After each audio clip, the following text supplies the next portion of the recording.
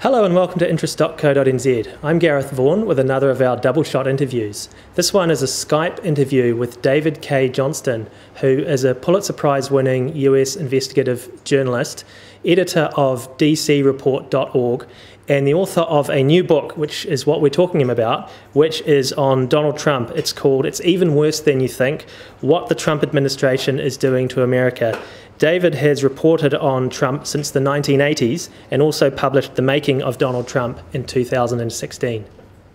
David, there are lots of people, even down here in New Zealand, obviously, who are taking a lot of interest in the Trump presidency. And there are some who write letters to the editors of our newspapers and some who post comments on our website who believe that Trump is delivering for struggling Americans as he promised he would, and that, as they put it, the dishonest media isn't giving him a fair go.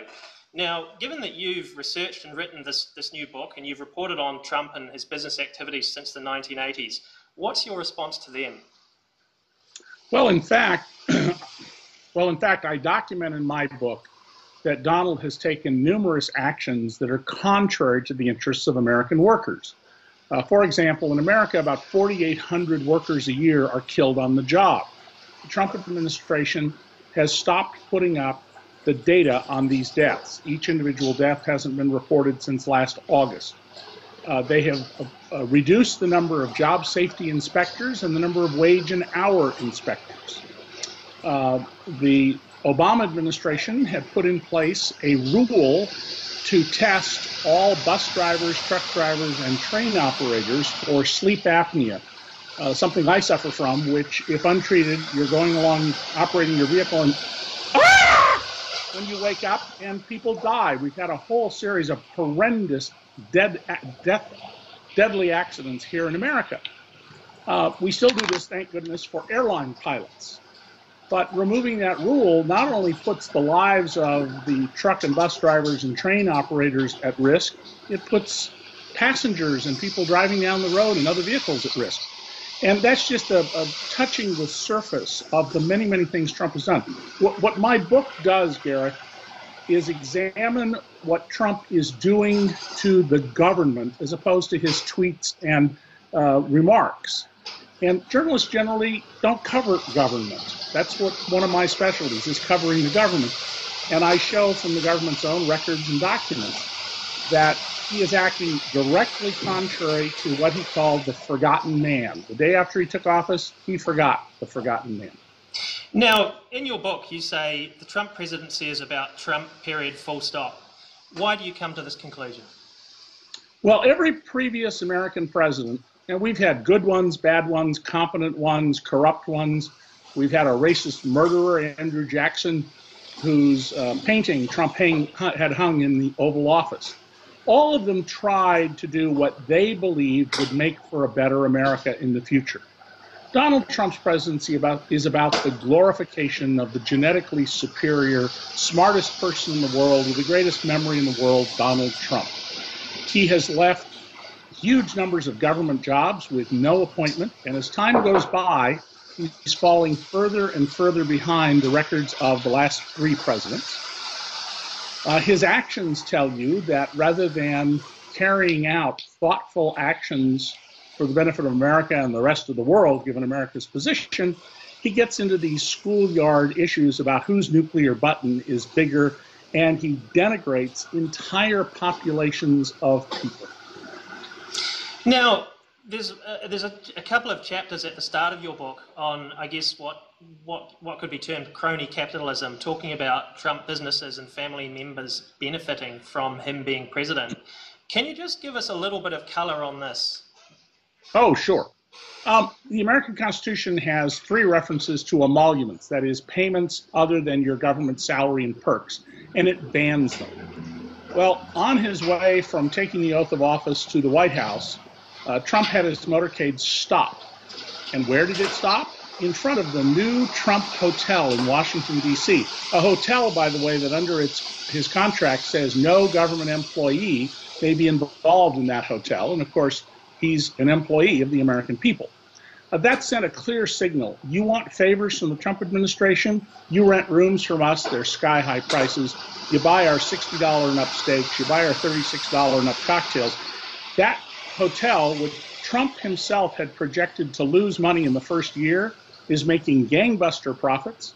The government of Kuwait, in its annual celebration of its National Day, which includes thanking America for liberating it, moved its party last year and this year to the Trump Hotel. Everybody got the message. You want something from the Trump administration, you got to pay a bribe. Now, you also say in your book that the Trump administration has deposited political termites throughout the structure of our government. What do you mean by this? Well, you're supposed to normally fill positions that require Senate approval and get permanent people in various under positions in the government. The Trump administration has appointed temporary people who are only supposed to serve for 130 days. We're now into year 2 of Trump, the White House reality show, and many of these people are still there illegally. And who are these people? Well, in the area of student loans, which is a major scandal in America, they brought in executives from the companies that were profiting off students. In the environment, they brought in people from the fossil fuel industries as part of the Trump promise that they're going to destroy the Environmental Protection Agency, which means more people will get asthma, cancer, lung disease, heart disease, but that will take years for us to see the results of that. And through one agency after another, they have put in people whose names have never been in the news.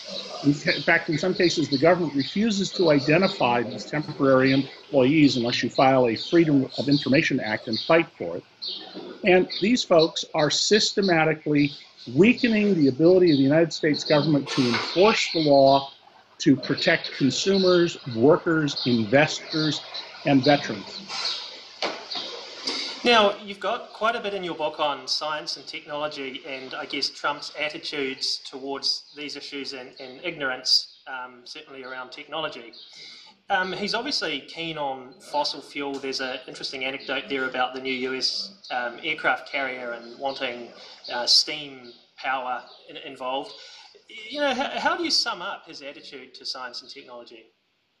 Well, Donald his administration's attitude to science and technology. Yeah, well, both Donald and his administration. Donald is appallingly ignorant about everything. He was given, and I emphasize the word given, a degree in economics. His own public statements make it clear he doesn't know the first thing about economics. He's testified under oath things that show that when you ask him a question about economics, it's gibberish. When you turn to science, Donald Trump said that he did not want to have the modern catapult that allows you to fling a much heavier plane, about 4 times heavier than in the past, off of an aircraft carrier. He said, we're going to go back to steam. We're going to go to steam because digital is too complicated. You have to be an Einstein to understand digital. Well, anybody who's ridden on a modern roller coaster, which uses electromagnets to propel you forward, should understand that that's a much better technology. But Trump doesn't know any of this. He doesn't read. He didn't study in school. He claims to be super smart, and yet he speaks in word salad and adjectives.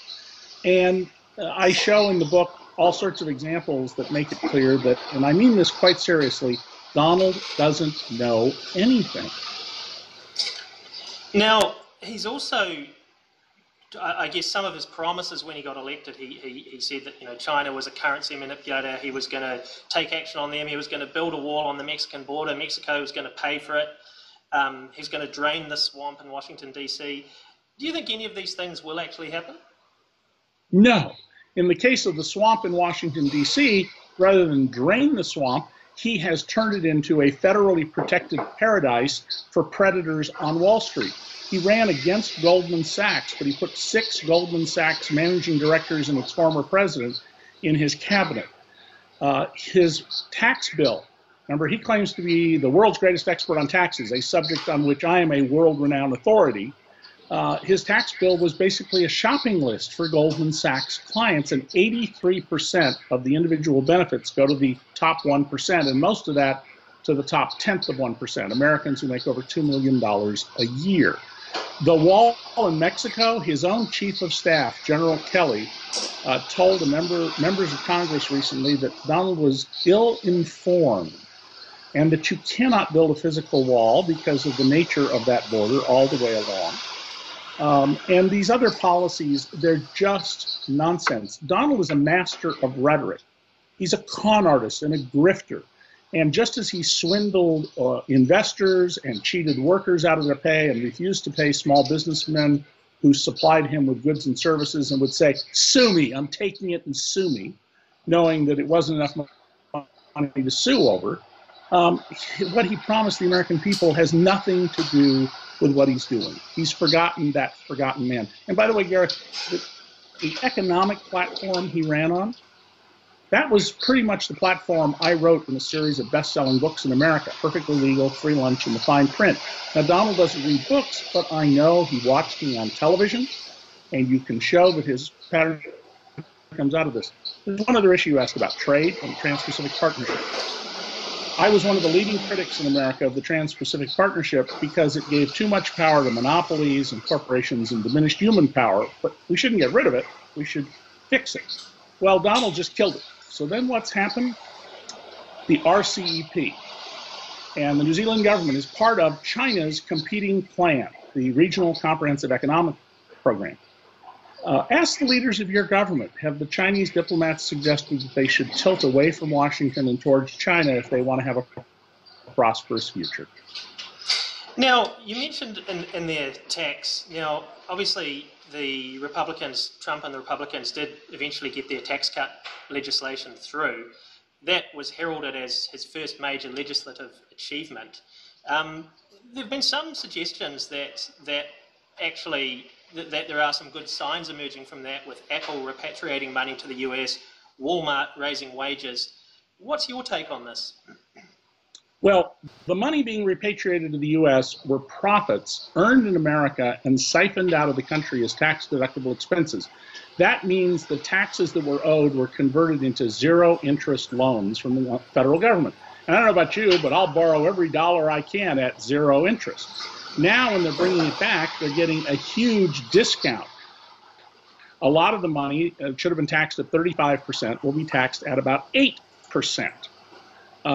Who wouldn't be happy with that deal? But here's the kicker nobody has reported on except us. They get, I think it's 8 or 10 years to pay that money. They pay like 8% the first year and 8% the next, and at the end they pay a disproportionate share, which means those zero-interest loans have been extended by the federal government. And when they bring the money back, they can spend it on anything they want, and a lot of it's going to go, as with the last such tax holiday, to stock buybacks. Now, we had a bunch of American big companies announce in December they were giving $1,000 bonuses or pay raises to their workers. That meant they got a 35% tax deduction last year instead of 21% this year.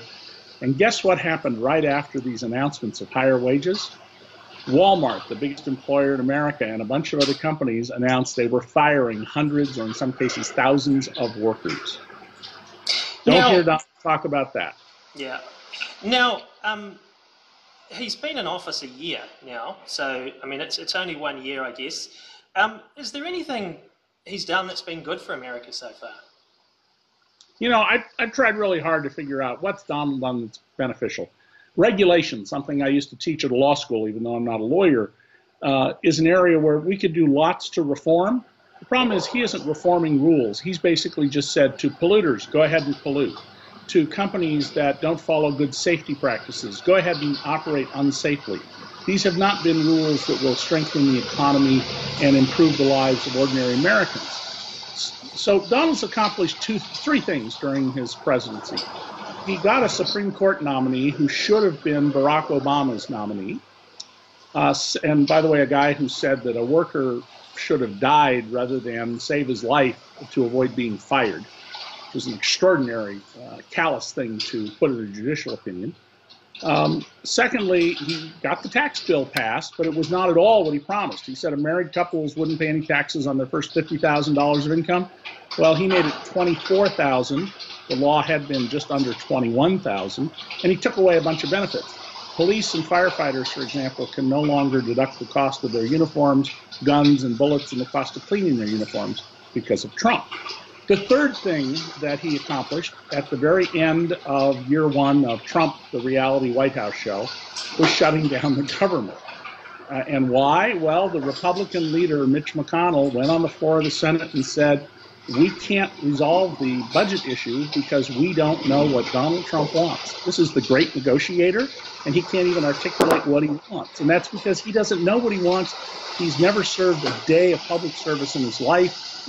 He is incredibly ignorant, and he has no idea about policy. In fact, I often say on American TV to put Trump and policy in the same sentence or even paragraph is an absurdity.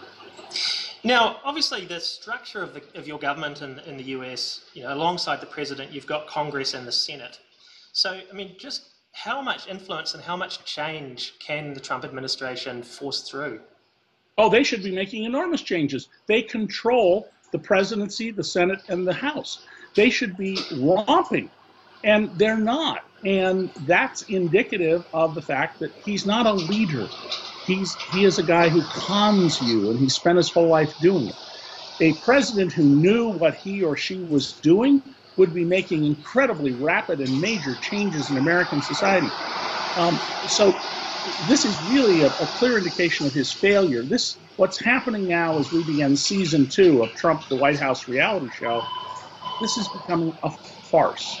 The problem is it's a farce run by a man whose finger is on the nuclear button, who has said through the White House press office, we will fulfill every single campaign promise. And one of those promises, Gareth, was we will use nuclear weapons. Well, just last week, the word came out that the Trump administration has told the Pentagon it wants to loosen up the rules on the use of nuclear weapons, tactical, not strategic. That is a weapon that can take out a city block, not a city. And among the things they are considering authorizing is using nuclear weapons in response to a cyber attack. Donald Trump is a clear and present danger to the safety of the whole world. Unfortunately, we don't have a parliamentary system, so he's in office. Well, I mean, that leads us on to what was going to be my final question, and that is, how do you see the Trump presidency playing out? What is the end game? Well, there is no good ending to this story. The 25th Amendment to remove him for disability won't work unless he has like a debilitating stroke, and I certainly don't want anything bad like that to happen to him. If the Democrats get control of both the House and the Senate, next year they will move to impeach him and then try him in the Senate. However, if that happens and he's removed, Donald will spend the rest of his life touring the country fomenting violence and revolution against the government of the United States that he has sworn to uphold, because look what he did in the campaign. He would point to people in the audience and say, beat that guy up and I'll pay your legal bills. By the way, he'd never pay your legal bills. If he's removed because of the Russians, and there's going to come out a whole lot about his criminal involvement with the Russians, can Mike Pence properly be allowed to be president? After all, he's also the beneficiary of the Russian conspiracy to put Trump in the White House. Well, if you decide you have to remove Mike Pence as well, then the Speaker of the House becomes president. That would be a Democrat, probably Nancy Pelosi. And in that case, there are a lot of people who are going to scream coup d'etat, legal coup d'etat. It would require Pelosi or whoever is Speaker to say, I am a caretaker president, I will not run for office, I will not be involved in the campaign, or we would have more trouble over that. If Trump is not impeached, if he runs in the primaries and a Republican beats him in the primaries in 2020, he will scream the election was rigged. He's already claiming he beat Hillary Clinton even though he lost by 3 million votes in the popular vote. If he wins the primaries and loses the general election, which seems highly likely at this point, and I was the first person to say he might get elected president on the very day he announced in 2015. Likewise, Trump will claim it was all rigged, it's all dishonest, because Trump is about Trump. And so there is no good ending. America will survive this. We survived the Civil War. But there's no good ending, Gareth, to this story. And the sooner we get past Trump, the better the world and America will be.